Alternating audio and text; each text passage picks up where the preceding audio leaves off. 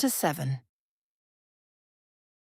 There are moments in which the mind, having long resisted a conclusion, finds itself at last unable to avoid it, not because new information has been introduced, but because what was already known can no longer be arranged into any other form. Miss Vesta had not sought such a moment. It came, nevertheless. She had not immediately quitted the room after Minthara's departure, for though her composure had been disturbed, it had not yet yielded.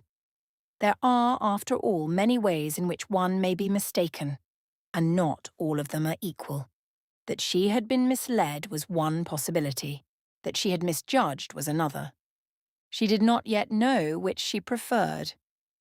"You are thinking." Shadowheart's voice, though quiet, was not without intention. Vesta did not look at her. "I am." "And you do not like the conclusion." "I do not yet have one."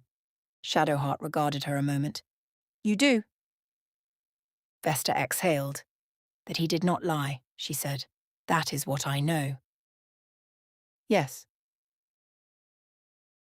"And that he caused it," she added, more slowly.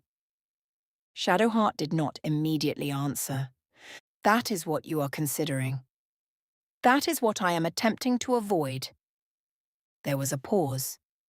"It is not the same," Vesta said, "to speak carelessly as it is to intend harm." "No," Shadowheart agreed. "It is not." "And you believe he intended it." "I believe," she said carefully, "that he understood what would happen, and did not object to it." Vesta turned then. "That is not the same." "No," Shadowheart said again, "it is not. But it is close." The words once spoken did not easily retreat. Vesta was silent. There are truths which, once admitted even in part, require very little encouragement to complete themselves. "He asked where Boo was," she said at last. "Yes." "He suggested he had seen something." "Yes." "He knew Minsk would go." Shadowheart did not answer. "He knew," Vesta repeated. This time it was not a question. There was a stillness in the room which admitted of no easy escape. "And when I questioned him," she continued, her voice quieter now, "he did not deny it." "No." He said only what he could defend. "Yes." Vesta looked away. "That is not honesty." "No," Shadowheart said. "It is something else." There was a pause. "What is it?" Vesta asked. Shadowheart's expression did not soften. "It is control." The words settled between them. Vesta did not immediately respond. There are moments in which one becomes aware not only of another's conduct, but of one's own participation in it. And though she might have preferred to assign all fault elsewhere, she found she could not do so entirely. "I chose to believe him," she said. "Yes." "Because it was easier." "Yes." "And because I wished it to be true." Shadowheart did not answer. She did not need to. Vesta drew a breath. And he knew that. There are conclusions which, once reached, render all previous uncertainty impossible. "Yes," Shadowheart said. There are few employments of the mind more humbling than that of reviewing one's own conclusions. For though it is easy to believe oneself correct in the moment of judgment, it is considerably less so when that judgment must be examined in retrospect. Miss Vesta, who had not been accustomed to distrust her own discernment, found the exercise neither comfortable nor easily dismissed. She did not immediately return to company. The house, which had earlier seemed animated by movement and conversation, now presented itself differently. Not quieter, perhaps, but more distant, as though the activity of others belonged to a world from which she was, for the present, removed. It was not that she wished for solitude, only that she could not yet reconcile herself to anything else. She had been mistaken. The thought once formed did not easily retreat. not mistaken in all things, nor even, perhaps, in the substance of her observations, but in the manner of their interpretation. And this, she found, was no small distinction. Astarion had not lied. That remained true, but neither had he been what she had chosen to believe he was. She had mistaken ease for honesty, and difficulty for fault. Vesta moved slowly through the room, her attention not fixed upon any object, but rather upon the recollection of many. His words, so readily offered, so easily received, returned now with a different character. I would rather be questioned than trusted without reason. She had admired the sentiment, she had not examined the speaker. And Gale. Here, her thoughts faltered. There are some recollections which resist immediate reconsideration, not from obscurity but from the reluctance of the mind to admit what has been overlooked. He had not been obscure. Not truly. He had been cautious, precise, reluctant to say more than he could justify. She had taken this for evasion. She saw now that it had been restraint. Vesta paused. The distinction, once perceived, could not be undone. He has exercised restraint where others would not. Minthara's words, unwelcome when first delivered, now returned with a clarity that was not easily dismissed. Restraint. She had required from him a clarity she had not required of another. She had trusted what was easily understood, and dismissed what was not. There is perhaps no error more common, or more difficult to acknowledge. Vesta drew a breath. And I chose it, she said quietly, though there was no one present to hear. That, more than anything, she could not deny. No one had compelled her, no one had deceived her outright. She had been given the means to question, and had not used them. She turned at last toward the window. Beyond it, the grounds appeared as they always had, unchanged, undisturbed, and entirely indifferent to the alterations of her understanding. It was, she reflected, a quality she did not at present possess. Gale had not defended himself, not properly. Not in the way she had expected, but neither had he sought to persuade her through ease. He had, instead, accepted her misjudgment, made allowances. More than I would have.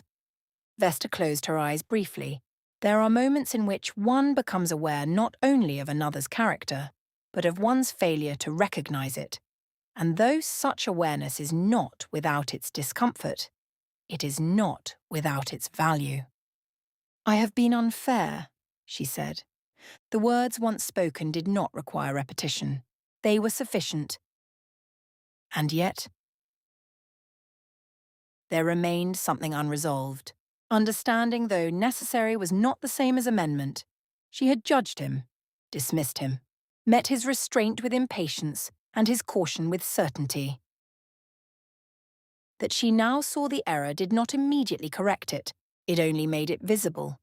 And yet, with this clarity came something she had not, until now, allowed herself to consider. That he might not return, not in the manner she had assumed, not with further explanation, nor renewed effort, nor any desire to correct what she had already dismissed. He had, after all, attempted, in his way, imperfect perhaps, but not insincere. And she had not received it. There are opportunities which, once refused, are not offered again.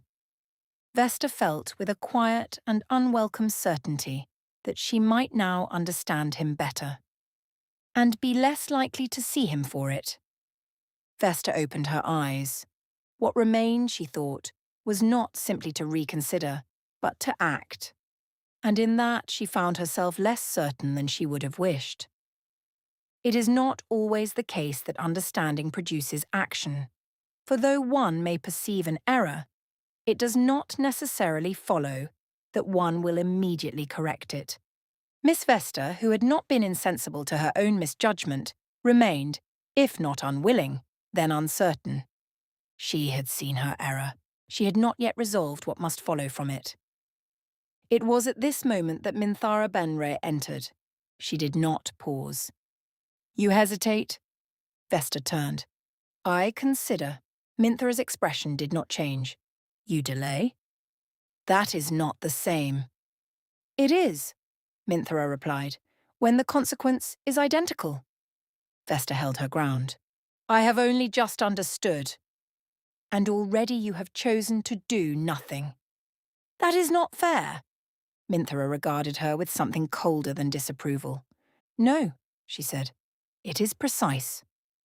There are few corrections more difficult to receive than those which are delivered without anger. I do not intend, Vesta said, with more firmness than before, to do nothing. Then you will act. I will, she said, when I am certain how. Minthara's gaze sharpened. You continue to require certainty where none is available. I require reason. You have it. And yet I do not know. You know enough. The interruption was not raised in tone. It did not need to be. Vesta was silent. There are moments in which resistance persists not from conviction, but from reluctance. You have misjudged him, Minthara continued. You have dismissed what you did not understand and accepted what required no effort to believe. I know that. And still you remain here. The words settled with deliberate weight. Vesta drew a breath. You speak, she said, as though the matter were easily repaired. I speak, Minthara replied, as though it may not be. That, more than anything, altered the ground between them. You believe, Vesta said more quietly now, that I have already lost any claim to... To him? Minthara said. She did not soften the word. Yes. Minthara considered her a moment. You had no claim. Vesta flinched, only slightly, but enough. And yet, Minthara continued, you were given consideration. The distinction was not a gentle one. And I refused it, Vesta said. You dismissed it, Minthara corrected, without understanding what was offered. There was a pause. And now, she said, you presume that because you have reconsidered, you may amend the matter at your convenience. I do not presume. You do, Minthara said. You presume that he will remain as he was, that he will offer again what you have already rejected. Vesta did not answer. There are truths which, once spoken, do not require repetition. He will not, Minthara said. The certainty of it was absolute. Vesta felt in that moment not anger, but something far less comfortable. What then, she asked, would you have me do? Minthara's expression did not change. Decide. I have decided that I was wrong. That is not a decision, Minthara replied. It is a recognition. Then what remains? Whether you intend to correct it. And if I do? Minthara held her gaze. Then you will do so, knowing it may not be accepted. The words settled with quiet finality. And if I do not? Vesta asked. Minthara did not hesitate. Then you are unworthy of him. There was no emphasis, no cruelty, only conclusion. The silence that followed was complete. Vesta did not attempt to defend herself. There are moments in which defense is not only difficult, but undeserved. Minthara regarded her a moment longer. He has already made allowances for you, she said. More than I would have. Vesta's voice, when it came, was steadier than she felt. I know. Minthara inclined her head, once, then act. She turned as though the matter required no further discussion. At the threshold, she paused. Or do not, she said. But do not imagine the result will differ. And with that, she left.